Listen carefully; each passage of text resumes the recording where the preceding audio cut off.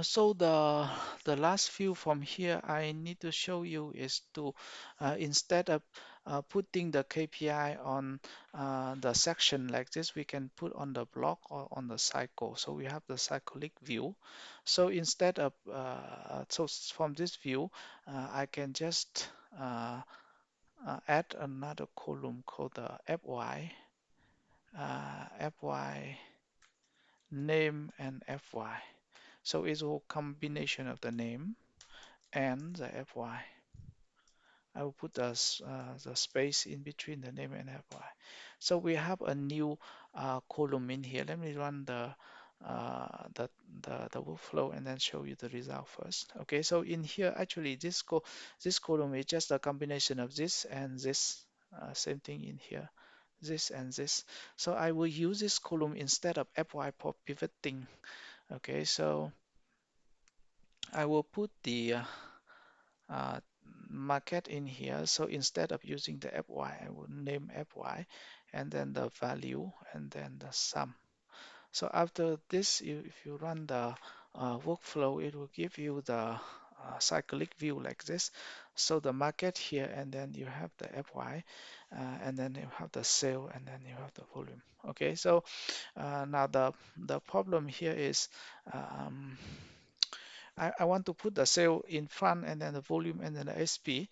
So for this particular case, I can just use the select tool and then I just manually select the sale on upfront and then the ASP I put at the bottom.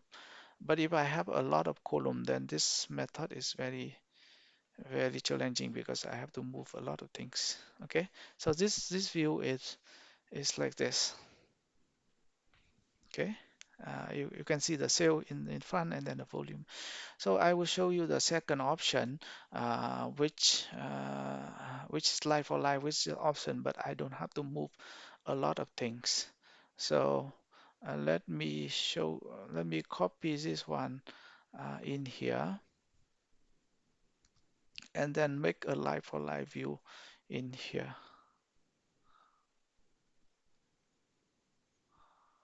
So this one is still okay, but I will make a numbering like this.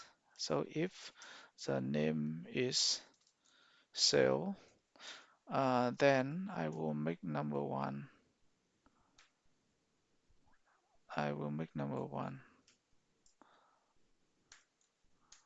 Else, if it's volume, then I make number two. And then actually I only need this.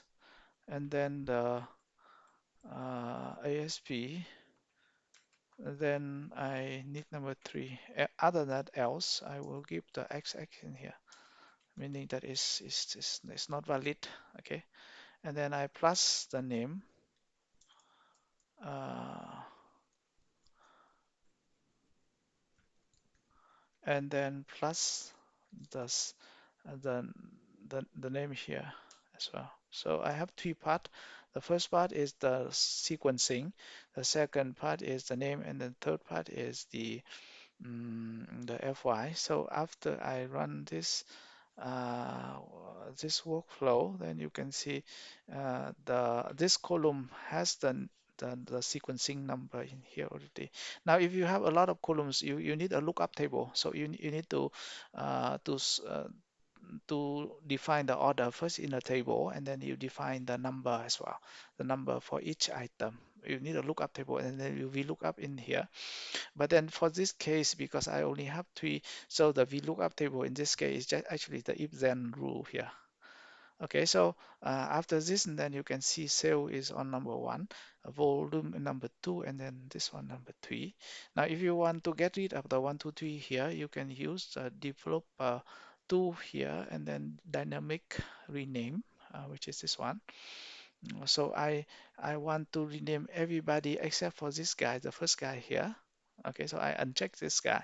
I choose the function regex replace if the current name or the current column has the digital in front and then underscore. I will rename it with the space. So after this, if I run the workflow, then it will replace for me like this. Okay, so you can see here, this is before you have the numbers in here already, but then after, then everything will be gone. But then the order is preserved for you because this tool just rename the column, but it doesn't change the order of the column.